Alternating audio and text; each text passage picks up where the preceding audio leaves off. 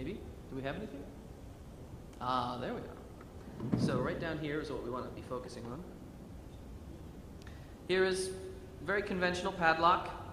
Nothing particularly, horrible about it. It's certainly not a high security. Well, I mean, it's pretty horrible.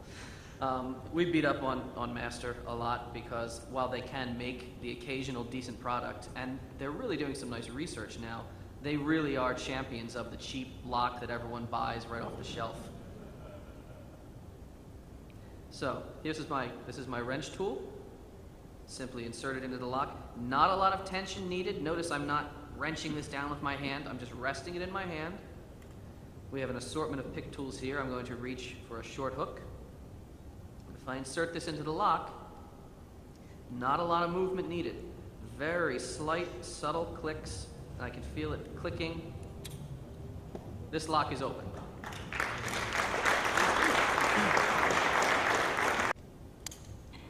But yeah, conventional picking, very, very simple. How many people picked a lock with us today in the village? See, look around, there are some hands. How many of those people had never picked a lock before?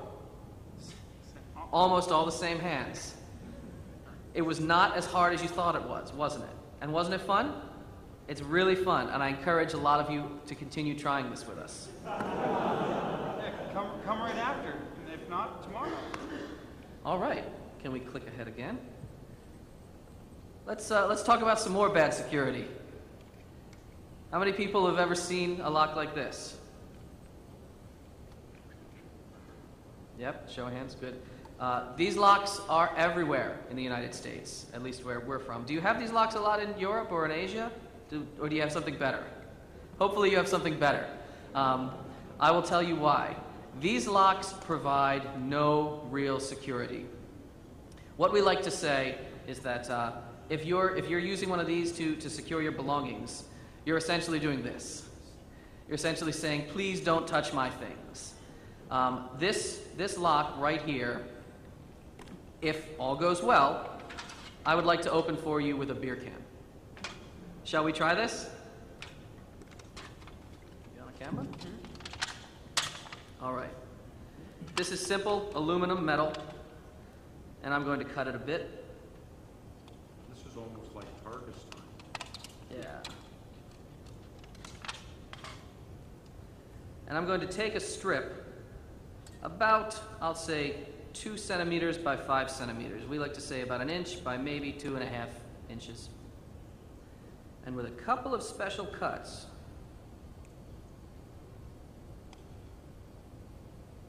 I am going to try to improvise a device that you can purchase from a lock tool distributor.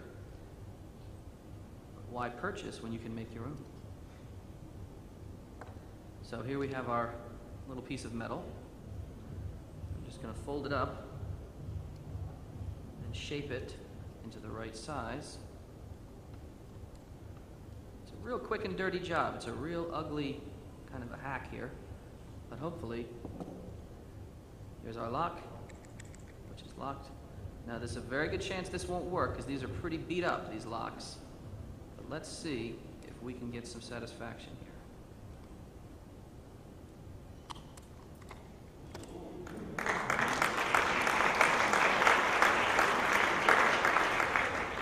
Now that damaged this is called a shim, by the way. That damaged this pretty badly. Don't think I'd be able to use it again, but only one try, as you can see, is all we needed. Okay, back to our slides. Almost. All right, so yes, you can see behind me, these are store-bought shims. You can see they're very similar to what we just crafted out of metal. You can purchase these online, they're very cheap, or you can, make your own. Either way, don't trust a lock of this design. Most locks, when you find out that can be shimmed or bypassed in certain ways, it's because they are relying on springs or spring pressure where they shouldn't be. There are locks that are not shimmable. They're high security padlocks. We can tell you about them later. Speaking about things later, there's a lot that we'd love to cover, but we simply don't have the time right now. Warded locks, wafer locks, we were playing with those in the village earlier. tubular locks. Is the gentleman who had the laptop with the lock stuck in it, is he here? Yes. We had a tubular lock conundrum that we were happy to try to address. Ask us of that in the village, mastering systems, a whole lot of other technologies. It's our pleasure to tell you about them, but I don't want to take up all the time right now. What we will cover, though, is, for anyone who hasn't seen it yet, is bumping. Marc just talked about bumping. It's really something that's hit the news a lot, and we want you to understand why it functions the way it does, why it's such a threat, and how certain manufacturers are trying to get their hands around this and address it. Essentially, we can explain bumping by talking about our high school physics classes. Everyone remembers Newtonian physics. If I fire this cue ball, what's going to move up here? Shout it out. The 2, exactly. If I click, I'm sorry, if I shoot that cue, the 3 stays stationary, the 2 keeps moving. This is what happens inside of a lock when a locksmith would use what's called a pick gun. A pick gun is a big spring-loaded piece of machinery that they sticks a blade down in there, and it smacks the pins, it smacks the pins. And the idea is to create a gap. As you saw earlier, we were lifting those, instead of lifting the pins with a tool, you just create a big gap and try to spin the plug when the gap is exposed. It's very effective, but, pick guns are expensive. No one carries them around if they, don't have a purpose for them. They also take a little while to get good with. You have to hold the blade at just the right angle. It has to smack just at the right time. You can do this even more easily with a bump key. Well, what is a bump key? A bump key is just a key designed to fit in the lock. It doesn't have to open it. It just has to be the same keyway, usually the same manufacturer, designed to fit in the lock that's been cut a special way. Every manufacturer has cut depths that are numbered. So every manufacturer, 0 is no cut, 1, 2, 3, 4, 5. They have a standard, and 9 is the deepest cut that any bidding level can ever have. Well, you can see here, we're showing a key that's cut all to the 9 level. So it just leaves a very low series of ridges. You can do this professionally with a key machine, or you can grind them by hand.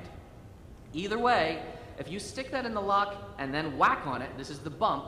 Do you see that? Do you see it's touching every bottom pin exactly where it needs the force delivered without all the muss and fuss of a big pick gun? It is a beautiful way of delivering force right where it needs to be. Now, it's not beautiful on the pins or on the keys. How many people saw us breaking some locks out there, snapping keys apart? It is very rough. In fact, this technique has even been improved upon further to make things a little bit more subtle for the lock. Some people are even taking bump keys now and actually at the tip and the shoulder, cutting them down even further.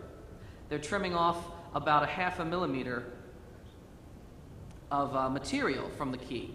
They're actually trimming that shoulder down, trimming the tip down, and they're creating a very heavily modified key. Now, this is an even more elegant method of bumping. What you have now is a key. You can see this is that same bump key, but instead of leaving it hanging out of the lock and smacking on it, people can insert it all the way into the lock and even squeeze it a little further. You see that wiggle? The springs on the top are sort of kicking the key back out. But this is just enough action, just enough movement to still deliver the force you need to deliver without raking across all the pins and smashing things to kingdom come. They've designed some very nice tools now. People call them the tomahawk tool. You saw Jenna Lynn using my tomahawk in her video. It's a perfect way of delivering the force right where it needs to be.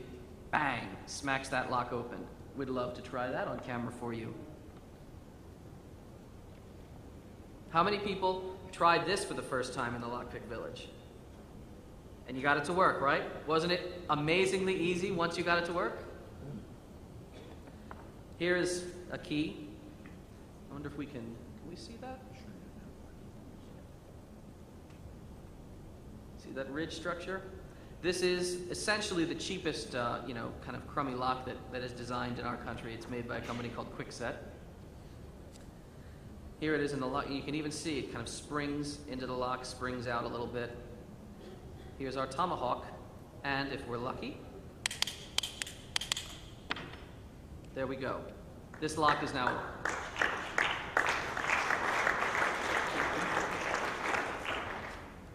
It's not very difficult. large number of these locks are very susceptible.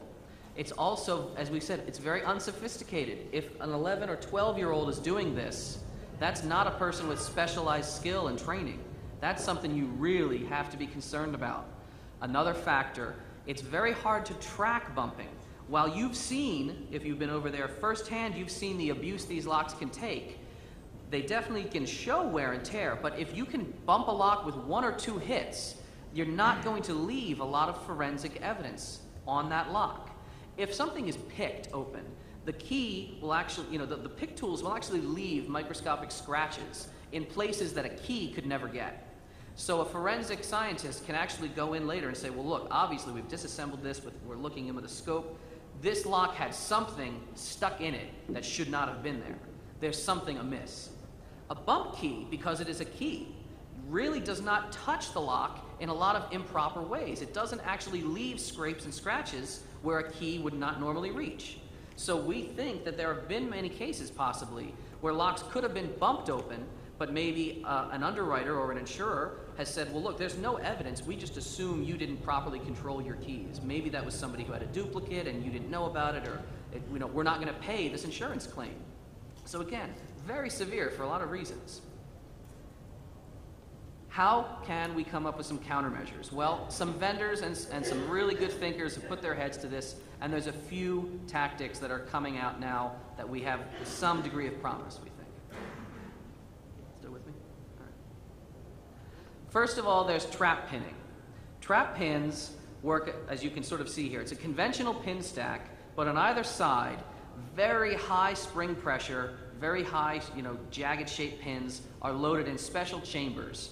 Now with a normal key operation, the key is sort of supportive of that red bottom pin, and there's nothing wrong. It's just, the trap pins will just ride along on top. But if that lock is opened without a key, let's say by bumping, it creates a gap. That trap pin can fire down and actually seize the lock in place. Not only does it prevent someone from getting in with a bump attack, it will render the lock permanently stuck that way, leaving a direct evidence later on. You come in on Monday and say, wow, my lock's all jammed up. Someone was here over the weekend doing something they shouldn't have been doing. Problem with that is, well, there's really only one way to get the lock out of the door at that point, is to drill it apart. And, locksmiths probably love that. They say, you got to invest in this lock. It's got trap pins. And if you ever have a problem, I'll come and install a new one. Another technique that is a little more elegant than that, not quite as, horrible in terms of locking the lock forever, is called shallow drilling. Shallow drilling works as follows. Essentially, remember we were talking about those chambers that are drilled, often with imperfections that are hard to control? Well, this is conventional drilling of those chambers, and the pins can be dropped in later. With shallow drilling, one chamber is not drilled to full depth. So here we have the manufacturer making the lock, and see that one chamber that was left not fully drilled? Now, when a pin stack is loaded up, it will not be easily bumped, because as you can see, one pin doesn't hang down all the way. This will frustrate bumping attempts. One thing it'll also frustrate, however, is the ability of locksmiths or other security experts to key this lock to all its potential combinations. You can see that one chamber is not fully within the standard. You can't have every bitting cut in that chamber. Therefore, it can be a nightmare if you're trying to manage a whole huge array of locks. Something that takes this sort of physical approach to a better level that Marc touched on is something that the engineers at Master, of all companies, are experimenting with. A really nice technique that I call top gapping replicates this idea of completely taking the physics out of the equation of bumping, but it does so in a way that does not violate standard. This is a technique whereby the top pins are tapered, and because of this, they don't drop all the way into the chambers. They're still, you can see, they're still up in the key, they're up in the shear line, they're preventing that lock from opening, but they don't drop down and touch the bottom pins. Now, you can just picture this. I don't think I have an animation, but if you try to bump this lock, especially when you consider spring pressure on top of those top pins, nothing's going to happen except for the bottom pins jumping, smashing, and falling down. This is a real nice idea. I'm very pleased with where this is going. This could be something that could really